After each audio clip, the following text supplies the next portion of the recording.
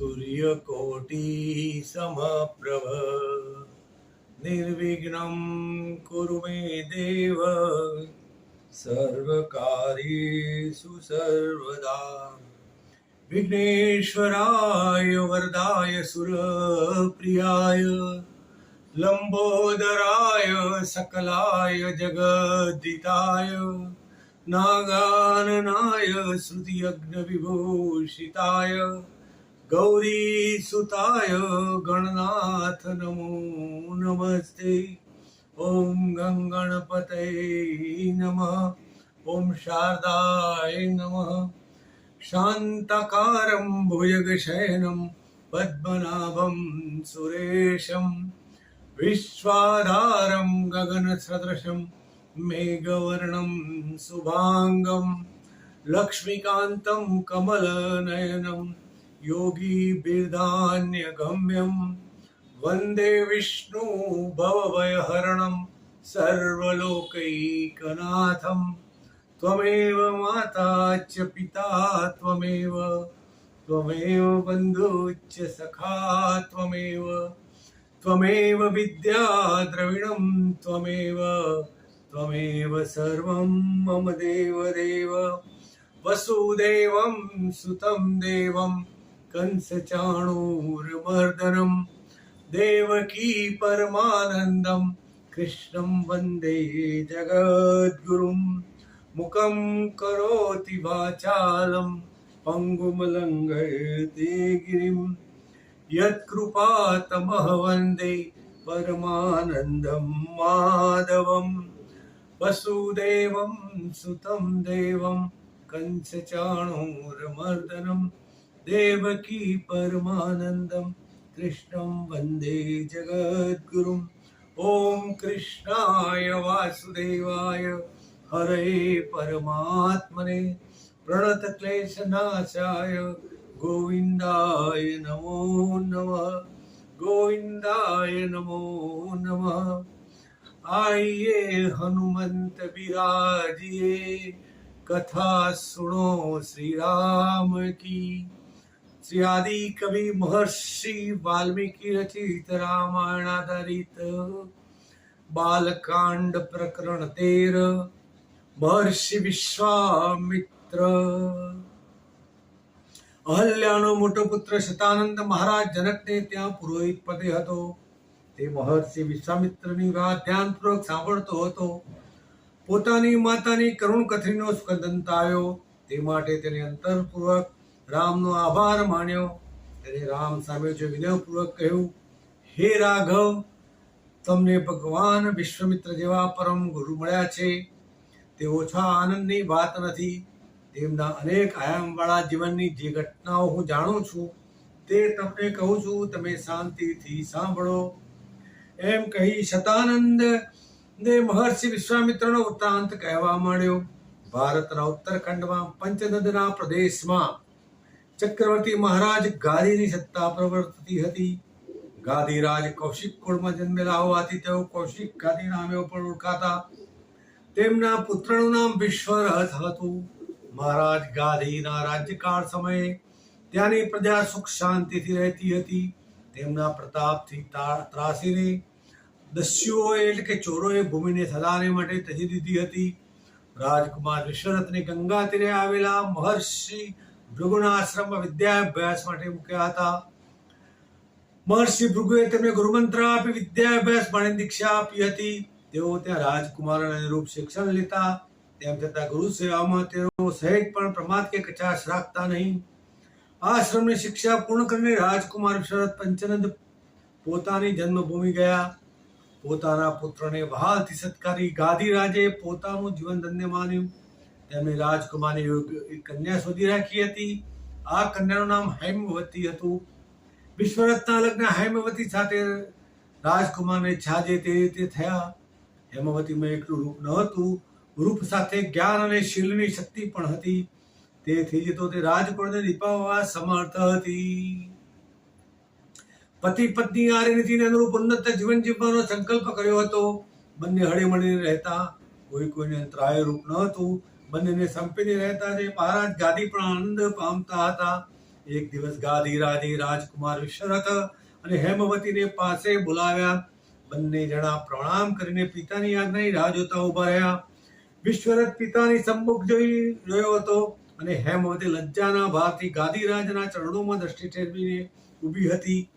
બંનેનો વિનય જોઈ ગાદીરાજ અત્યંત પ્રસન્ન થયા. તેમણે બંનેને આસન ઉપર બેસવાની આજ્ઞા આપી. બંને જણા ચૂપચાપ આસન પર બેઠા.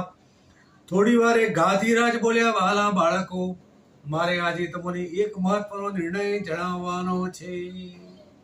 તાત આજ્ઞા કરો. આપનો નિર્ણય મનોને શિરોમાન્ય છે. તમારું બંનેનું દાંપત્ય જીવન આદર્શ હોય, આનંદમય હોય તે જોવાની મારી ઈચ્છા હતી, તે પૂર્ણ થઈ છે. વિશ્વરથ રાજ્ય દુરા સધાવવાને સમર્થ છે અને હેમવતી ગુરાસ્ત નિપાવવા કુશળ છે. તમારા બંનેથી મને પૂર્ણ સંતોષ છે, પરંતુ મારે તમને એક વાત કહેવાની છે. કહો પિતાજી, અમે બંને આપની આજ્ઞાનું પાલન કરવા ઉત્સુક છીએ. રાજકુમાર વિશ્વરથે કહ્યું, તો સાંભળો. માનવ જન્મ માત્ર કીર્તિને માટે નથી, માત્ર ધન પ્રાપ્તિને માટે નથી, સત્તા અને સંપત્તિ માટે પણ નથી, કે માત્ર જીવવા માટે પણ નથી. માનવ જીવનનો આ ઉપરાંત એક વિશિષ્ટ હેતુ છે. વિશ્વરથ અને હેમવતી ગાદીરાજની ધીર ગંભીર વાણી સાંભળવામાં તલ્લીન બની ગયા હતા. થોડી વાર મૌન રહીને પાછા ગાદીરાજ બોલ્યા, હવે મને મારા આત્મકલ્યાણ માટે વનગમનની ઈચ્છા છે, તે હું પૂર્ણ કરીશ. પિતાજીની મહેચ્છા સાંભળી વિશ્વરથ અને હેમવતી આભા બની ગયા. તેઓ એક સાથે બોલી ઉઠ્યા, પિતાજી, આપનો નિર્ણય અમારા માટે અસહ્ય છે. અમે કોઈ પણ રીતે આપને વનગમન માટે સંમતિ આપીશું નહીં. ત્યારે ગાંધીરાજે કહ્યું, બાળકો, તમારી મનોવેદના હું સમજી શકું છું, પરંતુ આર્ય નીતિ એ છે કે કોઈ આત્મકલ્યાણનો માર્ગ લે તો તેમાં કોઈએ અવરોધ કરવો નહીં. મોહને લીધે ક્ષણિક દુઃખ ઉત્પન્ન થાય તો તે સહી લેવું અને કોઈને પણ શુભ કાર્ય માટે સંમતિ આપવી. આ બધા ધન સાધન કે રાજ્ય વૈભવ છે, તેનો તમે યથાયોગ્ય ઉપયોગ કરી પ્રજાનું પ્રાણની પેઠે જતન કરજો, એવી મારી અભિલાષા છે. થોડાક દિવસો વીત્યા અને એક શુભ દિવસે રાજા વનગમન માટે ચાલી નીકળ્યા. મહારાજના ગયા પછી સર્વત્ર સુનકાર પસરી ગયો. રાજમહાલયથી રાજ્યના સીમાડાઓ સુધી વિષાદ છવાઈ ગયો. તેમ છતાં સર્વ પ્રજાએ તેમના આત્મકલ્યાણ માટે પરમાત્માને પ્રાર્થના કરી અને મુખ સંમતિ આપી. કુમાર વિશ્વરથ રાજ્યાભિષેક થયો. હવે તે સમગ્ર રાજ્યના ચક્રવર્તી સમ્રાટ થયા. મહારાજ વિશ્વરથ પિતૃઆજ્ઞા શિરે ચડાવી રાજભાર વહન કરવા લાગ્યા. આ પિતાના જેટલા જ પરાક્રમી અને દક્ષ રાજાથી સર્વ પ્રજાને સંતોષ હતો. પહેલાના જેટલી જ નિર્ભયતાથી પ્રજા જીવન વિતાવતી હતી. દસ્યુઓ એટલે કે ચોરો તો હતા જ નહીં, પણ કોઈ વાર રાક્ષસોના માનુષી આક્રમણ થતા તે પણ હવે અટકી ગયા હતા. થોડાક વર્ષ વીતી ગયા. એક દિવસ મહારાણી હેમવતીએ પ્રાર્થના કરી, નાથ, રાજમહાલયના જીવનથી મને પૂર્ણ તૃપ્તિ છે, પરંતુ થોડોક સમય પ્રકૃતિની ગોદમાં વિતાવવાની ઈચ્છા છે. મને પ્રફુલ્લિત થશે અને અવનવું જાણવા પણ મળશે. મહારાજ વિશ્વરથને પોતાની પ્રિય પત્નીની વાત ગમી. તેમનો ક્ષત્રિયોચિત સ્વભાવ સળવળી ઉઠ્યો. તે બોલ્યા, આર્યે, અવશ્ય જઈએ. તમારી વન વૈભવ જોવાની ઈચ્છા તૃપ્ત થશે અને મને રાજ્યનો સીમા વિસ્તાર જોવા મળશે. જો સીમાડા ઉપર દસ્યુઓ એટલે કે ચોરો કે રાક્ષસોનો પ્રજાને ત્રાસ હશે તો તેમની સાથે યુદ્ધ કરવાની પણ તક મળશે.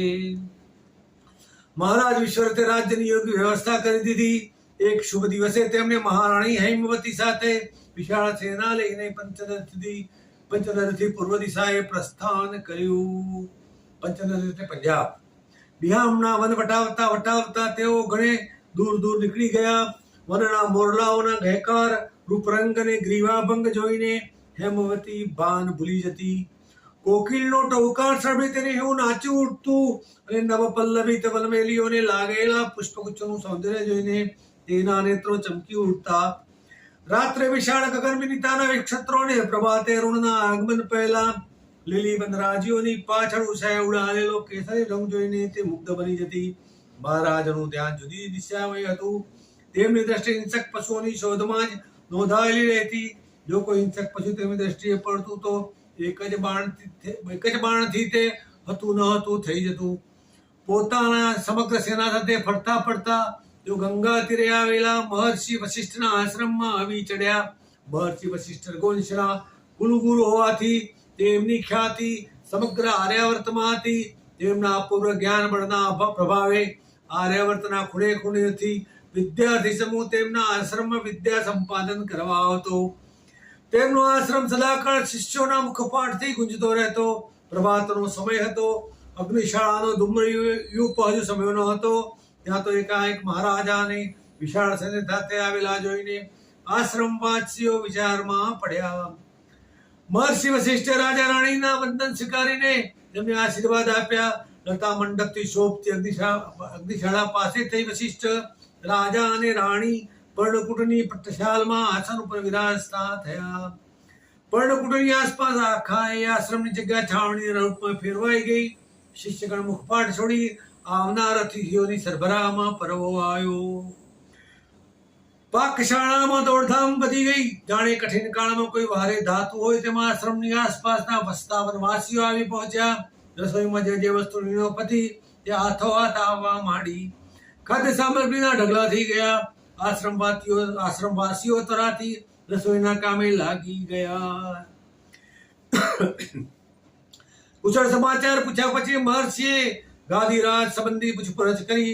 મહારાજ ગાદી હવે મહર્ષિ ગાદી ગણાશે તે વાતમાં મહર્ષિ વશિષ્ઠને શંકા ન હતી. તેમણે કહ્યું, રાજન, ગાદીરાજ તો જીવન સફળ કરી ચૂક્યા. આ લોકમાં કીર્તિ અને પરલોકમાં આત્મકલ્યાણ સારા એવી વિશેષ ઉત્તમ વિશેષ શું હોઈ શકે?